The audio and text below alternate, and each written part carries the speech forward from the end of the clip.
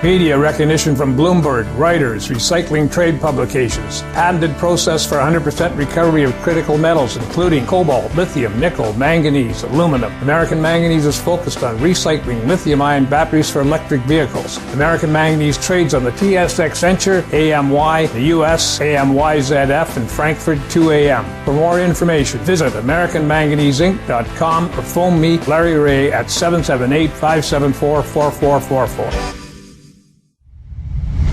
You're listening to HowStreet.com radio, available online at TalkDigitalNetwork.com. Welcome to HowStreet.com radio, the online source for market opinions. Here is Jim Goddard. My guest is Chris Vermeulen from the TechnicalTraders.com. Welcome back to the show, Chris. Hey, thanks for having me, Jim. Chris, crude oil remains above $90 a barrel. Is there going to be any relief in sight? What's your mind on that? Well, I mean, we've got this whole situation with Russia, Ukraine. That's definitely, I think, keeping crude oil and energy prices up. It's in a very strong uptrend. I do think it's got some headwinds. We're definitely seeing some increased in volatility over the last couple of weeks, where we see a very strong 2-day rally followed by a really strong 1 or 2 day pullback. And that's the sign that the bulls and bears are starting to struggle. It's running out of some steam.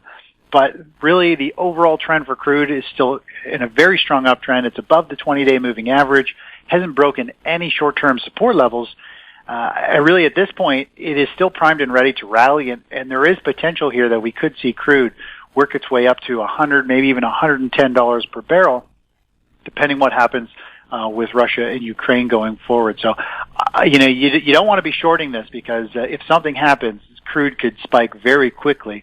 And we're seeing this kind of war scenario kind of bleed over into other commodities like precious metals. So there's a real threat here that crude could spike even more, energies in general. So I'd still be very bullish. I am bullish on crude, but it's got increased volatility, lots of extra risk, because it is partially being driven by news that could hit at any time, good or bad for crude. So it carries quite a bit of risk at this point. Natural gas. Is it going to be a hot commodity in the near future?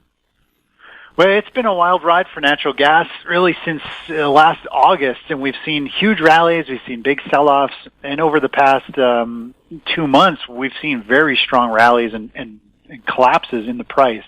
Natural gas is a very, very volatile moving commodity, and I think it's going to be trading sideways to lower going forward here, but there is still the wild card that energies across the board here could spike and take off with Russia. But overall, natural gas to me has put in its major top, a multi-year, about a 3.5-year cycle.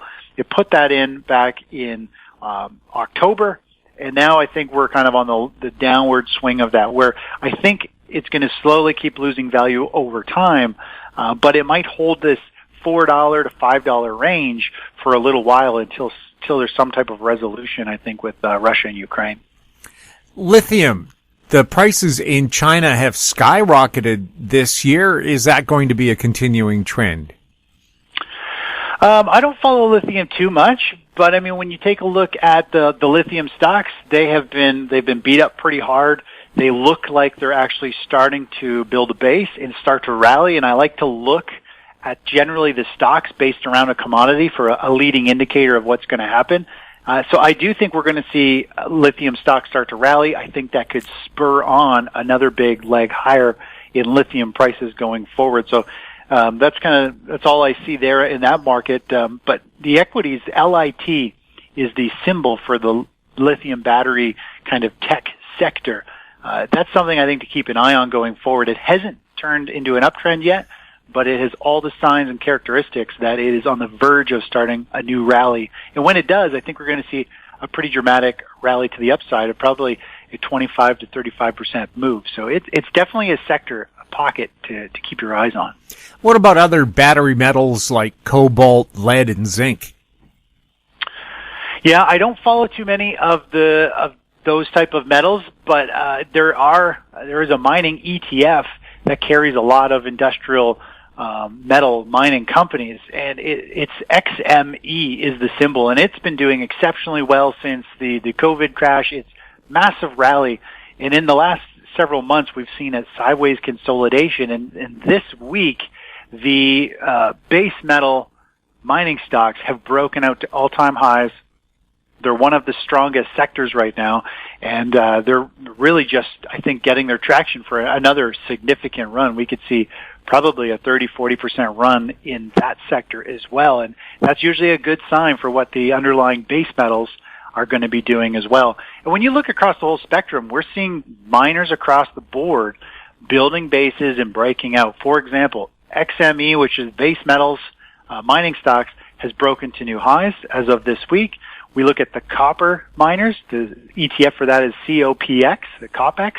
That has started a new uptrend and about to break out of a massive bull flag that will lead to huge gains as well. And then we're also seeing gold and silver miners are starting to come to life. They're actually, in the near term here, they're becoming one of the strongest sectors. And those, I think, are going to have their time to shine as well. So we're definitely seeing miners and metals firming up and getting ready for another big move to the upside. And of course, spring is when they can get out there and start exploring again as well. Mm-hmm. Yep, for sure. We'll have more with Chris Vermeulen right after this. Don't miss out. Stay informed. Receive the HowStreet.com weekly recap with thought-provoking podcasts, radio, and articles delivered to your inbox. Sign up for the HowStreet.com weekly recap on our homepage at HowStreet.com. Welcome back. We're speaking with Chris Vermeulen. Chris, what's happening on the gold market? Well, it's pretty exciting. We've been waiting a long time to see the precious metals market come to life. And gold is really starting to show signs that it's becoming a leader. It's becoming an inflation play. We're seeing a big move up. You and I are talking here. This is Thursday on February 17th, and gold is up 1.6%, which is a very big move for gold.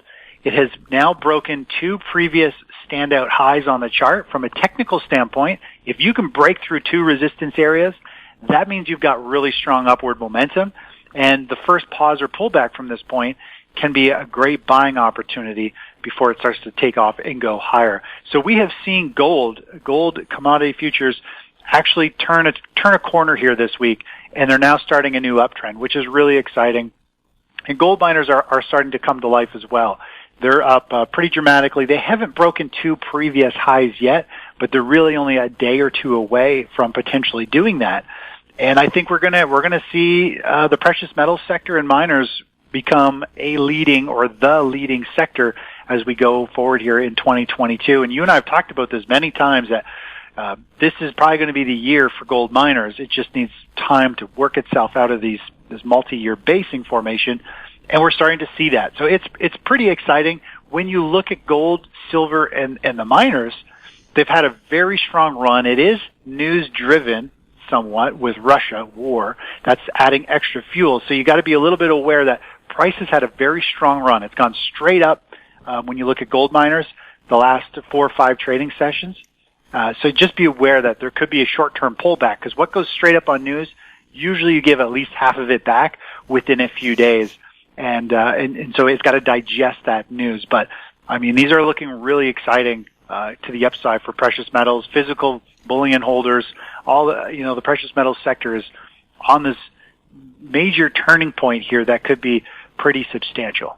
Is gold seen as a hedge against inflation? Yeah, I mean, it's kind of that play where inflation starts to go up. We tend to see the price of gold move higher as well, and that's what we're starting to see. And that now inflation is like front and center. I mean, we've all seen it since shortly after COVID. Everything went up in value, of course, based on the financial markets and how they gauge inflation. You know, there was very low. It doesn't do much, but finally it's starting to catch up. And now it's like mainstream, and everybody's talking about inflation. And you look at the prices of homes, of just almost everything is up. You know, if not up 25%, it's up like 100%. It's absolutely ridiculous. And how far is that going to spiral out of control? Who knows? How much rates are the Fed going to jam into this market to try to take control and give themselves some outs? Because eventually we're going to see the stock market top out I think the Fed's trying to squeeze a bunch of rates in there because they need a couple of bullets for when the stock market does eventually roll over and start to sell off. They can start doing this whole cut some rates and hope to support the markets. But, we're looking at gold. We've got massive inflation. Gold's coming to life. So are the miners, and so are, other precious metals as well. Platinum, palladium, all those are starting to really come to life as a defensive play, a commodity play.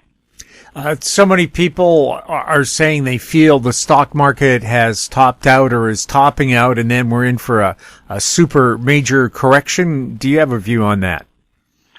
I think we're really close. I think this, the market has a way of trying to catch most people off guard. We've definitely seen the stock market lose a lot of its upward momentum.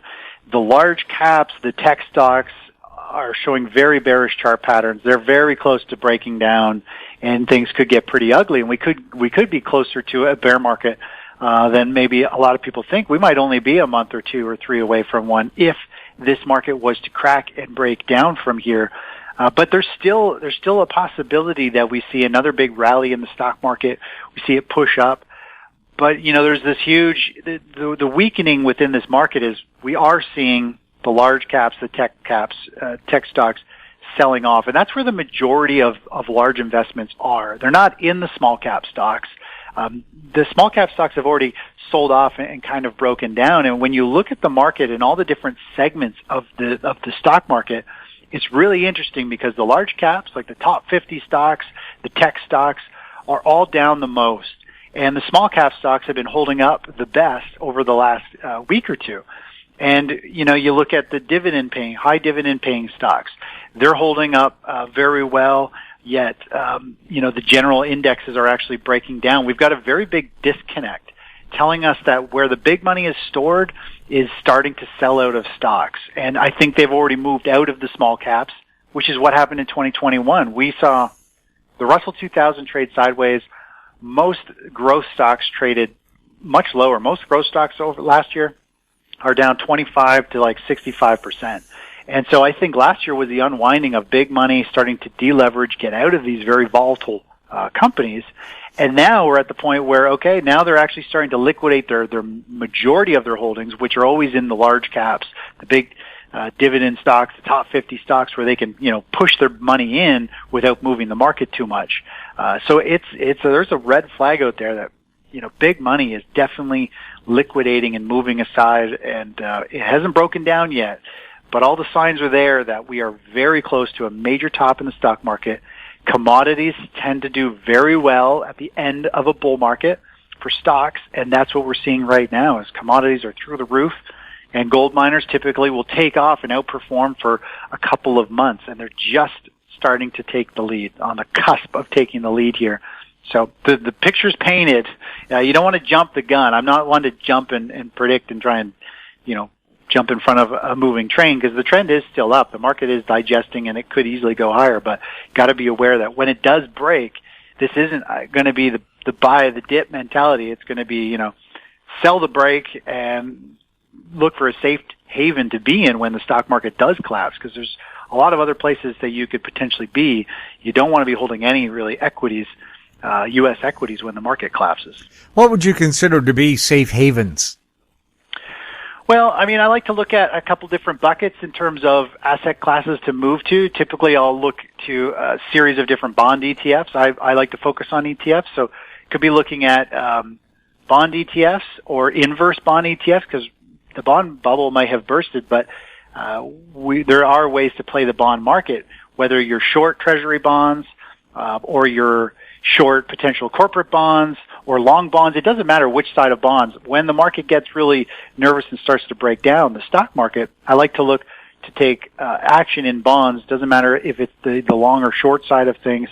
The other play to look into is to figure out which currency is acting as the safe haven currency. A lot of times the yen will act as a safe haven or the U.S. dollar, so there's a way to diversify there. Back when COVID crashed, we saw the U.S. dollar rally at 12% from its lows to the highs. So it acted as that. And then you can go overseas and take a look at potential different country ETFs. There's a lot of different ETFs. For example, Latin America ETF, ILF, has been on fire, rocketing higher, while the U.S. stock market has been trading lower and sideways. There's all kinds of different ways to try to take advantage and get some money out of the market while the U.S. market is selling off. And, of course, there's always inverse index ETFs, but I typically don't touch those until we're in a bear market. Once the odds are that the stocks are generally always falling, that's when I look to be in a bear ETF when it comes to equities. So we're not there yet, but if we get into a bear market, the inverse ETFs will be one of the core plays to profit from falling prices. Chris, thank you so much for chatting with us. Hey, thanks for having me on the show, Jim. My guest has been Chris Vermeulen from thetechnicaltraders.com. If you have any questions for Chris or the show, you can send them to info@howestreet.com. Our YouTube channel is Talk Digital Network. Find us on Twitter @HowStreet. We're also on Facebook.